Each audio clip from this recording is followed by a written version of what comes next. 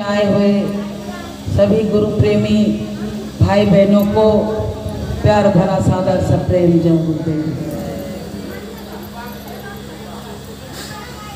तीन लोक नौ खंड में गुरु से बड़ा न कोई, करता करे न करी सके, गुरु करे सो। प्रेमियों, ये बड़े सौभाग्यशाली क्षण हैं।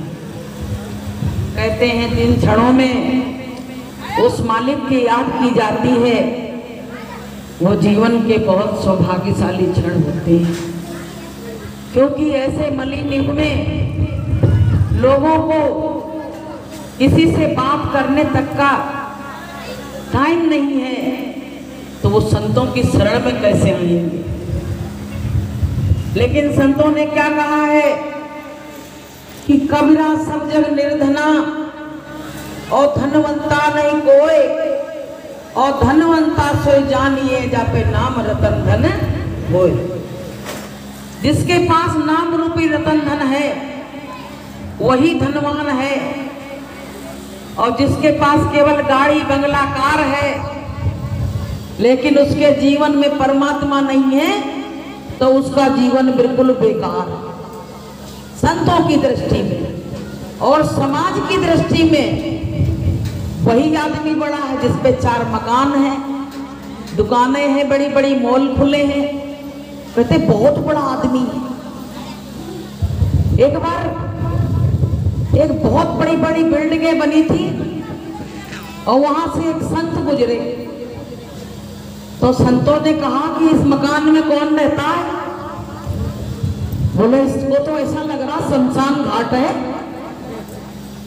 तो लोगों ने कहा अरे मालिक कैसी बात कर रहे हैं, इसमें बहुत व्यापी लोग रहते हैं, बहुत व्यापी लोग हैं। अच्छा, तभी इसमें से आवाज नहीं आ रही, क्योंकि उनके जीवन में भगवान नहीं है, उनके जीवन में गुरु नहीं है, केवल उनके जीवन में पैसा ही पैसा है, केवल पैसा ही पैसा है। तो प्रेमियों, संतों की दृष्टि में वो बेकार है। जिसने नाम की दौलत इकट्ठा कर ली संतों की दृष्टि में सबसे बड़ा शहंशाह है, और जिसने नाम की दौलत इकट्ठा नहीं की उसके पास कुछ भी नहीं है। एक बार क्या हुआ, एक महात्मा जी जा रहे थे, तो वो क्या कह रहे हैं कि मैं शहंशाहों का शहंशाह हूं, तो लोग देख के हंस रहे हैं। इसमें लौट लौट के आवाज ऐसे आ रही, उल्टी करते जा रही।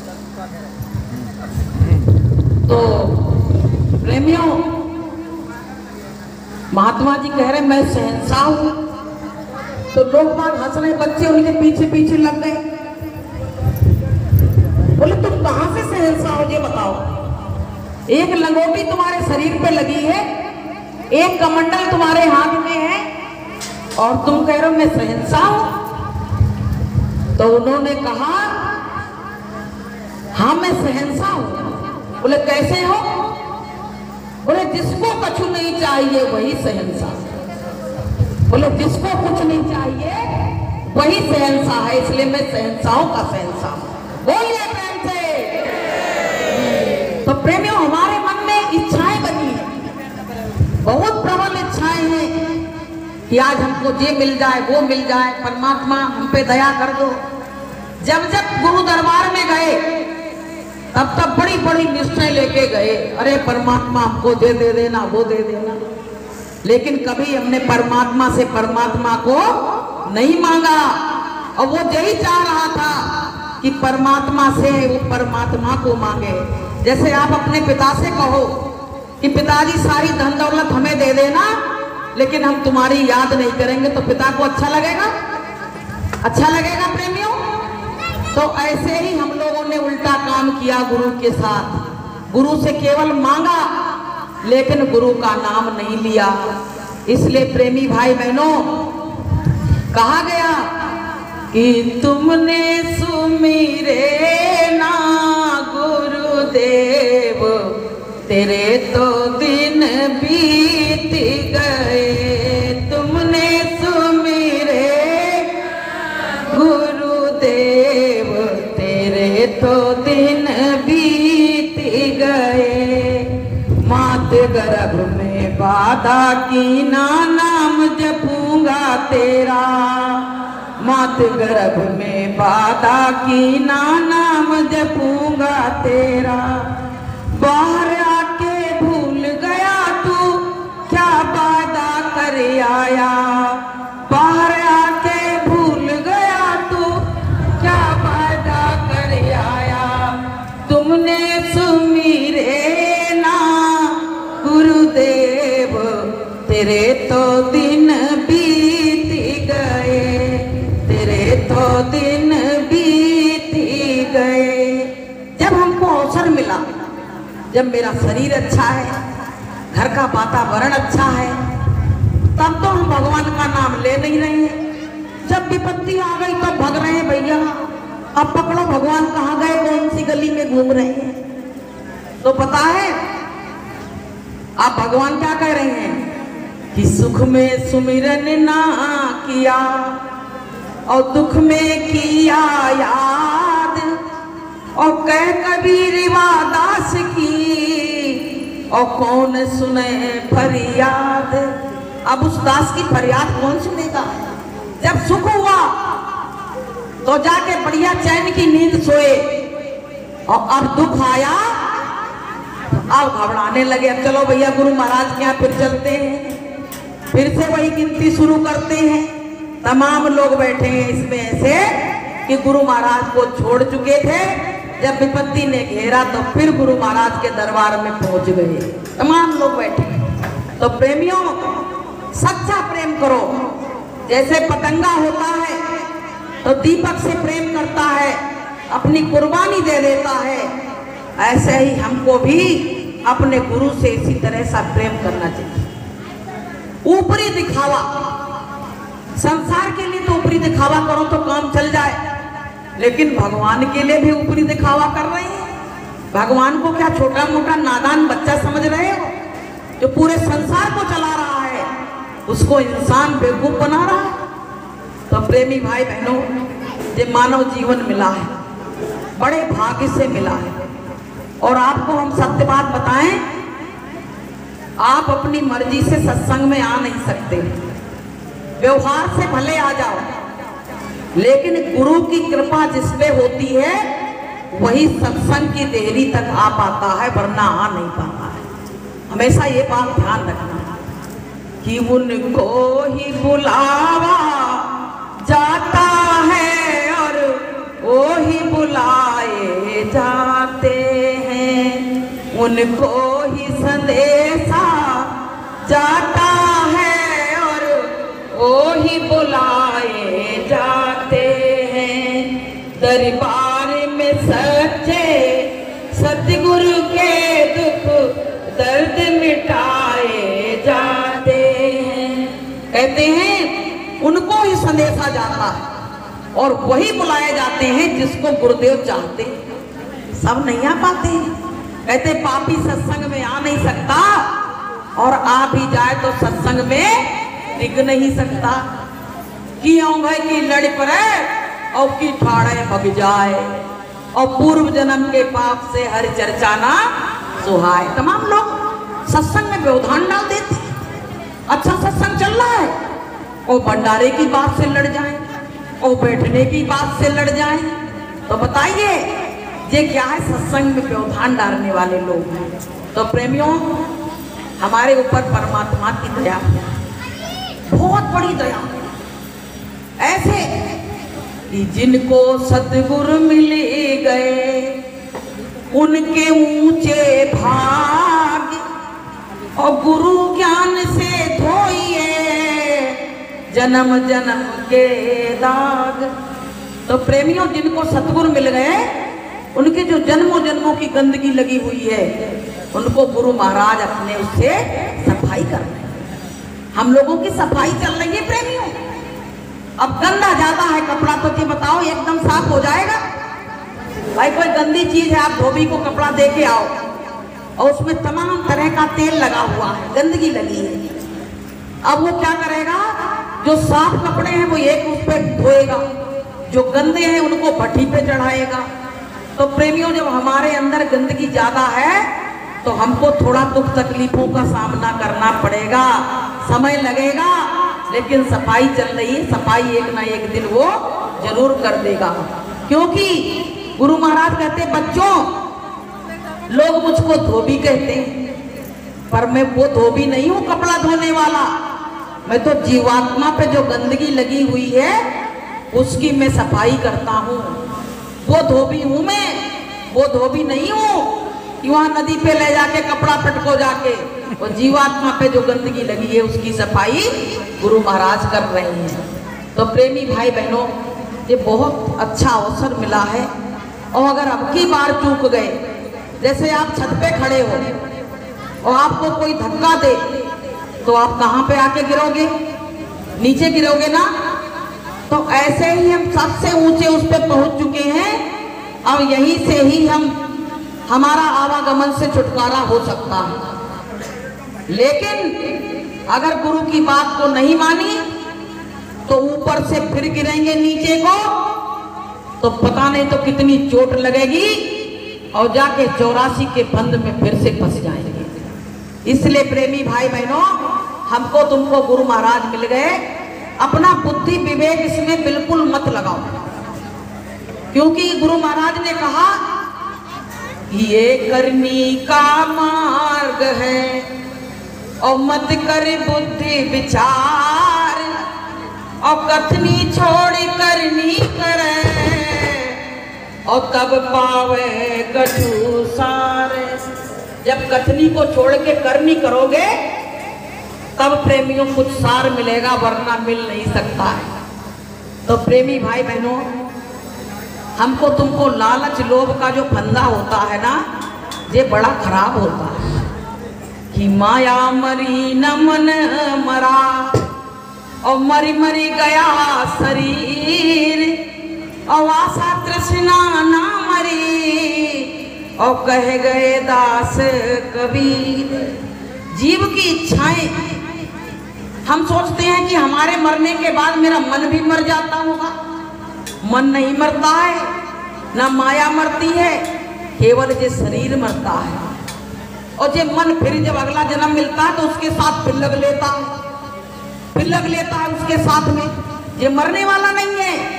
तो प्रेमियों, हमारी मन से लड़ाई चल रही है। आदमी कहता मेरी पड़ोसी से लड़ाई चल रही है, लेकिन गुरु महाराज कह रहे हैं कि अपने मन से लड़ाई करो, क्योंकि इसी मन ने तुमको संसार में फंसाया है। मन ही मनुष्याणाम बंधनम मोक्ष कारणम। मन ही मनुष्य को बंधन बनता है और मन ही मोक्ष का कारण बनता है। तो प्रेमियों, मन ने ही हमको फंसाया है। तो जैसे कोई बच्चा रूठ जाए तो उसको हम कठोरता से उसको अपने अंडर में नहीं ला सकते हैं। उसको पोट के फुसला के कि बेटा ऐसी बात नहीं थी, तू तो बड़ा अच्छा है, ऐसे करके पोट के फुसला के तब ला सकते हैं। लेकिन आपने एक बात को कभी गौर किया कि हम रात में सो जाते हैं फिर भी जब मन नहीं सोता है? सोता है कभी? आज तक मन नहीं सोया। जिस दिन से उसने काल ने इसको संग भेजा है, रात और दिन की ड्यूटी दे रहा है। बताइए, ना उसकी एक पाली कटती नहीं, ना रात की और ना दिन की, दिन रात पहरा दे रहा है। लेकिन ये कब पहले कम पहरा देता था? जिस दिन से गुरु महाराज ने नामदान दिया उस दिन से उसने पहरा और तेज शुरू कर दिया है, और पहरा ज्यादा कड़ा पहरा कर दिया है। तो प्रेमियों, हमारी मन से लड़ाई चल रही है। अब गुरु महाराज बीच में खड़े हुए हैं। गुरु महाराज कह रहे हैं कि धीरे धीरे एक दिन ये मन धीरे धीरे काबू में आ जाएगा और यही तुम्हारा मन साधन भजन करने लगेगा और यही मन तुमको ले जाके परमात्मा की गोद में बैठा देगा। बोलिए प्रेम से। तो प्रेमी भाई बहनों, हमको तुमको लोभ लालच का जो फंदा है किसी से कम, किसी का आज तक कम नहीं हुआ। एक इतनी बड़ी चिंदी भी गिर जाए तो हम उठाने चले जाएंगे, ये नहीं सोचेंगे कि गिर गई तो गिर जाने दो। ऐसे क्या हुआ, एक महात्मा जी थे, तो महात्मा जी ने पीला वस्त्र धारण कर लिया था। तो लोग उनको पीला वस्त्र धारण करने का इतना बड़ा वो होता है कि लोग उनको पूरा संत साधु समझने लगते हैं और उनसे पूजा पाठ करवाने लगते हैं। अब प्रेमियों क्या हुआ कि महात्मा जी बन गए जब महात्मा जी, तो लोग उनसे पूजा पाठ करवाने लगे। अब महात्मा जी के मन में आ गया लालच, जो पूजा पाठ में पैसा मिले, रुपया मिले। तो महात्मा जी ने कही अब हम क्या करें, पैसा रुपया रखें कहाँ, हमारे घर नहीं द्वार नहीं। तो उन्होंने क्या किया, उस पैसे से सोना खरीदने लगे, सोने के सिक्के खरीदने लगे। अब प्रेमियों क्या हुआ, धीरे धीरे धीरे धीरे करके उनके पास 99 असरफियां हो गई। अब वो महात्मा जी जब कहीं मौका देखें कोई नहीं है तो उनको गिन ले बार बार, जैसे जिसके पास पैसा ज्यादा होता है ना, तो जब कोई नहीं होता तो कहते दरवाजा बंद करके गिन लो एक बार, तो मन वो हो जाएगा, खुश हो जाएगा, मैं इतना पैसा रखता है। अब प्रेमियों क्या हुआ, गिनने लगे। एक पेड़ के ऊपर एक व्यक्ति बैठा था, जो नीचे बैठे गिन रहे, 99 असरफियां हो गई। तो कहने लगे एक और हो जाए तो 100 हो जाएंगे। वही 99 का चक्कर सबके साथ फंसा हुआ है। आप प्रेमियों, वो जो आदमी बैठा था वो अपनी पत्नी से लड़के आया था और गुस्सा के मारे जाके और पेड़ पे बैठ गया कि पत्नी ढूंढेगी तो हम मिलेंगे ही नहीं, पेड़ पे बैठ गए। आप प्रेमियों, जब उसने देखा कि 99 असरफी इसके पास है, तो धीरे से जब महात्मा जी हट गए तो कूद के अपने घर पहुंचा, अपने पत्नी से कहा सुनो एक बहुत बढ़िया खबर लेके आए। बोले कौन सी खबर, हमारी तुम्हारी तो बोलचाल नहीं है, हम नहीं सुन रहे तुम्हारी खबर। अरे परमेश्वरी, लड़ाई तो रोज की होती है, ये बहुत बढ़िया अवसर मिला है, हाथ से चला जाएगा, मेरी बात तो सुन ले। तो बोली भाग्यवान, तो जब अच्छी तरह बोले तो कौन सी बात है बताओ। बोले पता है एक महात्मा जी है, उनके पास 99 असरफियां हैं सोने की। तो बोले तो हम क्या करें। बोले कोई तुम उपाय लगाओ ऐसा कि वो अपने घर आ जाए और फिर तो जुगाड़ लगा के उसकी हम सब रखवाई लेंगे। आप भैया, उनकी घरवाली बोली कि चलो लड़ाई वड़ाई तो बाद में देख लेंगे, अच्छे काम को पहले करें। क्योंकि माताओं बहनों की आदत होती है, पति गुस्सा पैसा ला के दे दे तो बड़ी खुश हो जाती है, स्वभाव होता है, स्वभाव होता है। तो प्रेमियों, अब क्या हुआ, अब उन्होंने कहा जाओ तुम पंडित जी मिल जाएं, जल्दी जाओ तुम उल्टे पे। अब उनसे ये कह दो जाके कि मेरी पत्नी ये उसका उद्यापन कर रही है एकादशी का, और तुमको नौता में बुलाया है और तुमको चलना ही पड़ेगा चाहे कुछ भी हो जाए, और तुम नहीं जाओगे तो मैं यही प्राण त्याग दूंगा। बोले तुम ऐसे धमकी देना उनको। अब ये जोड़े छूटे भगे। वो पंडित जी बात सुनो मेरी। अब पंडित जी समझ गए ऐसो तो नहीं रहे, देख लिया हो। पंडित जी कहने लगे हमारे पास टाइम नहीं है, बाद में देख लेंगे, अरे हमारे पास टाइम नहीं है। अरे नहीं पंडित जी, एक बात सुन लो। अब जब गए पास में तो बोले पंडित जी मेरी पत्नी एकादशी का उद्यापन कर रही है और हर उद्यापन पे एक मोहर सोने की देती है वो सबको। तो पंडित जी सोचे एक ही कम है, और चले गए तो एक मिल गई तो पूरी 100 हो जाएंगी। बोले चलो तुम नहीं मान रहे हो तो चलते। आप प्रेमियों क्या हुआ, इसने ये देख लिया था कि इन मोहरों को ये कहाँ रखता है। उसने जुड़ा बनाया था बड़ा सा, और उसी में थैली रख ली, ऊपर से जूड़ा बना लिया। अब अपनी पत्नी से सब बात बता दी। अब जैसे वो आए तो पत्नी ने कहा महाराज जी मेरे हाथ का खाओगे कि खुद बनाओगे। अरे बोले मैं किसी के यहाँ खाता पीता नहीं हूँ, मैं तो अपने हाथ से ही बनाऊंगा। अरे महाराज जी रसोई तैयार है। बोले आप जाओ आराम से बनाओ खाओ जैसे मन हो तैसे। महाराज जी गए बनाए खाए। अब जब महाराज जी खा पी के निकले, बोले अब अपनी रसोई संभालो, हम तो चले। तो बोली अपनी पत्नी से बोला, अरे भाग्यवान, महाराज जी को वो सोने की असरफी तो दो, महाराज जी जा रहे हैं। और जे गई किचन में, अब वो ये डिब्बा पटक, वो डिब्बा पटक। तो आदमी ने कही क्या बात हो गई भैया, सब डिब्बा काहे पटक रही हो? अरे यहाँ 99 असरफी रखी थी एक काली थैली में, बोली वो तो गायब हो गई, कौन ले गया? 3 लोग थे, कोई और चौथा तो आए नहीं है। तो उसके आदमी ने कही कि भैया पंडित जी तो ले नहीं सकते हैं, और हम क्या करेंगे लेके, और तुम हमसे चोरी करके क्या करोगी? तुम ले कौन गया? आप भैया पंडित जी रोक लिया, पंडित जी घबरा गए, बोले काली थैले में 99 असरफी तो मेरी ही धरी है। आप प्रेमियों क्या हुआ? बोले पंडित जी बैठ जाओ। और बोले पंडित जी बहुत बड़ा केस फंस गया है, और इसका जो भाई है वो पुलिस में है, अगर तुमने आनाकानी करी तो सीधे जेल यहीं से जाओगे। अब पंडित जी बैठ गए। तो भैया सब ढूंढा, तो कोई पंडित जी बोले मैं तो लंगोटी लगी है, मेरे पास क्या कुछ नहीं। तो उसकी पंडितानी ने क्या किया, खाना तलाशी जब ली तो उसका जूड़ा खींच दिया पकड़ के, तो उसमें से वो थैली निकल पड़ी। बोले गिन लो उसमें थैली में कितनी असरफी है। अब वो गिनी गई तो 99 निकली। बोले देख लो मैं झूठ बोल रही थी। अब वो बेचारा पंडित ठगा सा बैठा रह गया। अब वो बोले तो क्या बोले, उसकी कोई सुने तो बोले, दोनों एक थे, वो तो चोर चोर मोसेरे भैया। आप प्रेमियों उसी में से एक असरफी निकाल के पंडित जी को दे दी, और पूरी थैली उठा के अपने पास रख ली। बोले जाओ पंडित जी, जब कभी जरूरत पड़ेगी तो फिर आ जाना। पंडित जी सोचे, पंडित जी ने कही भैया 99 चली गई, और वही में से एक मिल गई, और कह रहे फिर नौता दे तो फिर आ जाना। अब तो भैया हम तुमसे बहुत लंबे हाथ जोड़ते, पूरे जीवन की कमाई मेरी चली गई, अब तो हम तुम्हारी देरी पे कबू नहीं आएंगे, हम तो बर्बाद हो गए। तो प्रेमियों पंडित जी ने असरफी तो वो ले ली, सोची चलो एक ही हाथ लगे, एक ही हाथ लगे। अब ले ली, और पंडित जी रोते हुए चले गए। अब पंडित जी के मन में क्या विचार आया कि जितना हमने ये सब माल खजाना जोड़ा, इतना कहीं हम ये दान पुण्य कर दिए होते और परमात्मा से लगन लगा लेते तो आज हमको ये कष्ट नहीं होता।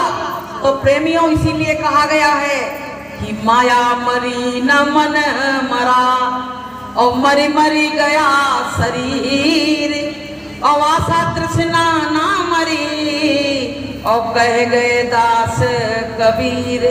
तो प्रेमियों हम बहुत कुछ इकट्ठा करके रखते हैं, और वो काल आता है हमसे छुड़ा लेता है, तो हम रोते बिलखते यहाँ से चले जाते हैं।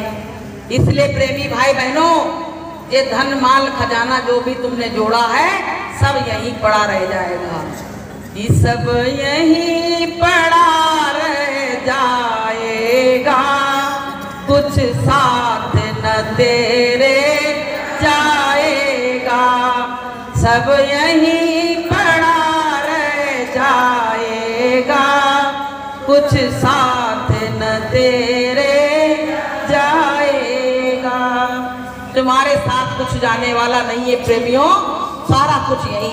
हमारे जितने गए कुछ लेके गए, हमारे बाबा दादा जितने गए ससुराल के मायके के तो कुछ लेके गए, थैला भी ले गए, थाली की मुट्ठी बांध के आए और हाथ पसार के चले गए। तो संतों ने क्या कहा है कि कुछ काम करते जाना, दुनिया से जाने वाले, कुछ काम करते जाना, दुनिया से जाने वाले, आते हैं रोज लाखों, बेकार जाने वाले, आते हैं रोज लाखों, बेकार जाने वाले, कुछ काम करते जाना। कुछ कौन सा काम? संसार का काम नहीं है। संतों ने कहा है वो परमात्मा से मिलन का काम वो जरूर करते जाना, नहीं तो जो मरघट पे बहुत लोग जलाए जा रहे हैं उनकी कीमत कुछ नहीं है। प्रेमियों कि सबकी गठरी लाल है और कोई नहीं कंगाल, और गिरे खोल देखे नहीं तासे हुआ कंगाल। सबके अंदर लाल है, सबके अंदर परमात्मा बैठा हुआ है, लेकिन जब हमको इसके अंदर बताने वाला कोई मिलेगा, कोई भेदी मिलेगा, तभी तो हम जान पाएंगे कि भेदी हो तुरंत मिल जाऊं और एक पल की तलाश में, और मुँह को कहाँ ढूंढे रे बंदे, और मैं तो तेरे पास। भगवान ने कहा तू मुझको कहाँ ढूंढेगा, ये बताओ, तू कहाँ मुझको, अब तीरथ को गाड़ी जा रही है। कल हमसे लोग पूछ रहे थे बहन जी तुम्हारा टिकट हो गया क्या? हमने कहाँ का? बोले यात्रा का। हमने कही मेरी तो यात्रा चल रही है और तीरथ में जाने से मेरी यात्रा पूरी नहीं होगी। अगर तीरथ में जाने से सबकी यात्रा पूरी हो जाती तो प्रेमियों संतों ने कहा है साफ साफ कि तीरथ गए को एक फल।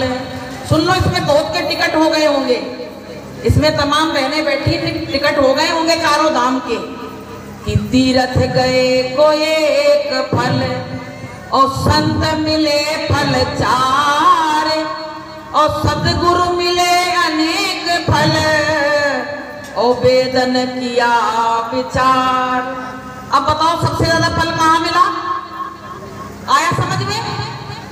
कि तीर्थ गए को एक फल, जो चारों धाम की यात्रा में जा रहे हो ना, तो उसमें आपको एक फल मिला, और संत मिले फल चार। जब संत मिले तो चार फल मिले, लेकिन जब सतगुरु मिले तब तुमको अनेकों फल मिल गए, फिर तुमको किसी फल की जरूरत नहीं रह गई। बोलिए प्रेम से कि गुरु मिलने से झगड़ा खत्म हो गया, गुरु मिलने से झगड़ा खत्म हो गया। गुरु के मिलने से ये सारे रगड़े झगड़े पूजा के, पाठ के, तीर्थ के, यात्रा के सब खत्म हो गए कि गुरु पूजा में सबकी पूजा और गुरु समान देव नहीं पूजा। ये बताओ, एक बार एक महात्मा जी, राजा के यहाँ एक महात्मा जी जाते थे कथा करने के लिए, तो हर पूर्णमासी को वो कथा कराते थे। तो महात्मा जी जाते थे कथा करके, बढ़िया 2 सोने की सिक्के मिलते थे, लेके वो चले आते थे। उनकी दिनचर्या चल रही थी, जीवन चल रहा था। तो प्रेमियों एक दिन राजा ने क्या कहा कि महात्मा जी तुमने इतने दिन कथा करी, मेरी समझ में एक बात नहीं आई, बताओ पहले। जैसे आप लोग ये कहो कि बहन जी तुमने सुनाया तो बहुत, 3 लोगों ने सुनाया, लेकिन मेरी समझ में तो कुछ नहीं आया।